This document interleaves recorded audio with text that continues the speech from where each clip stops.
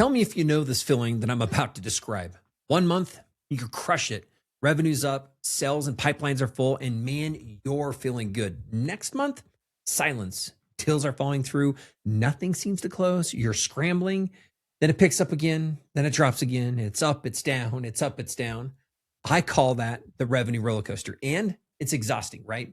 In the last video, I talked about position DNA, which is why your message is unclear and how to fix it. But even with a clear message, if you're talking to the wrong people, nothing really works, okay? That's what we're going to be solving today. Tell me if any of the following sound familiar to you. Is it hard to predict what next month's revenue is going to look like? Are there 20 to 30% revenue swings? Is that normal? How about if half the customers that you land feel like they're maybe the wrong fit? Do they negotiate on price? Are they high maintenance? Never referring anyone? And you're talking to whoever shows up. Maybe, and it seems like it's a constant feast or famine, right? These add even bigger challenges.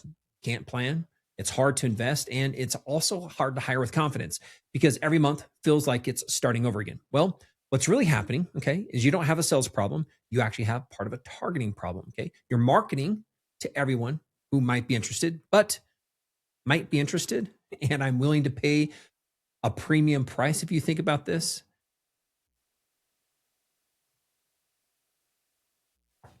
One, two, three. But I'm interested and I'm willing to pay a premium price and stay forever are two completely different things. Most businesses try to fix this with simply more leads, more outreach. Hey, we need a bigger pipeline, but more leads doesn't actually help if they're the wrong leads. You just have more bad fit conversations. And this is what I call customer DNA. Okay. It's the second strand of your business DNA. Customer DNA answers one key question: who desperately needs exactly what you offer and will pay premium prices for it? Okay. Here's the numbers that changed how I actually have looked at this forever. It's called the Pareto principle. It's a simple principle. It says that 20% of your customers create 80% of your revenue. But let's go one level deeper. Okay. It's the 20% of the 20%. And you're going to find something remarkable. About 1.5% of your total customer base actually creates between 55 to 60% of your revenue and even more of your profit.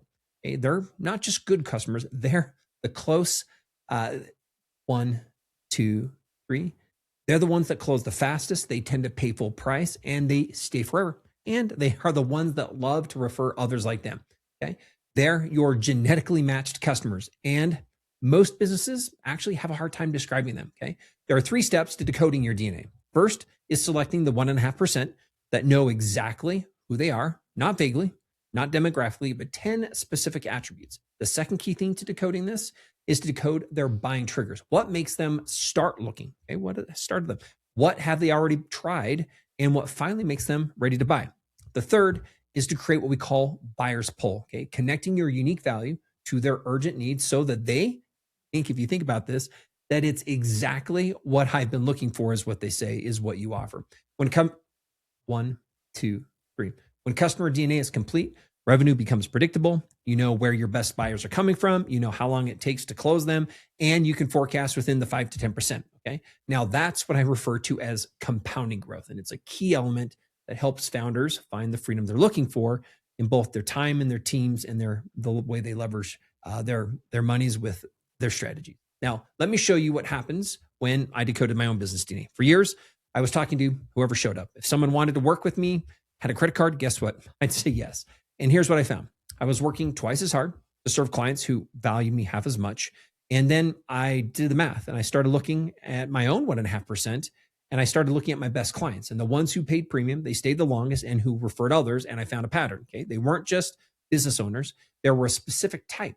I call them post-acquisition owners, $1 to $10 million owners who felt like they bought a business without getting the instruction manual. Once I knew that, everything else changed for me. I stopped marketing to standard business owners. I started marketing to that specific person. Guess what? Close rates went way up. In fact, they tripled. Retention went up. Referrals went up, not only because it was better in selling. It's because I got more specific about who I was actually selling to. Now, here's what you need to know about customer DNA. Okay. The revenue roller coaster, it's not about lead volume. It's about lead quality. And when you know your 1.5%, when you can recognize them, attract them, and speak directly to them and to their buying triggers, revenue not only stabilizes, but it grows consistently month after month. Okay. Not only that, but it begins to compound. You end up with the right buyers every single week predictably. Okay. That's still 1, 2, 3.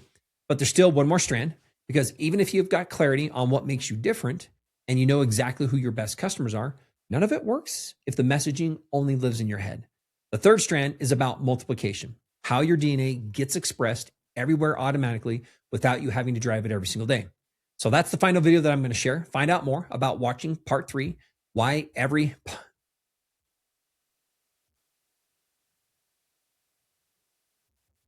1, 2, 3. Find out more by watching part 3, why everything falls apart when you step away. Or if you're ready to diagnose your DNA, just because, and I think you're starting to see some of the gaps, if it's in position or if it's in customer or potentially both, hey, book a call. Let me know. There's a link below and we can share more about how to decode your DNA and how to help you out. Hey, like, follow, and subscribe and share this with others. And also feel free to comment with any thoughts or questions that you have that we can look at coming back to help you answer. Thanks.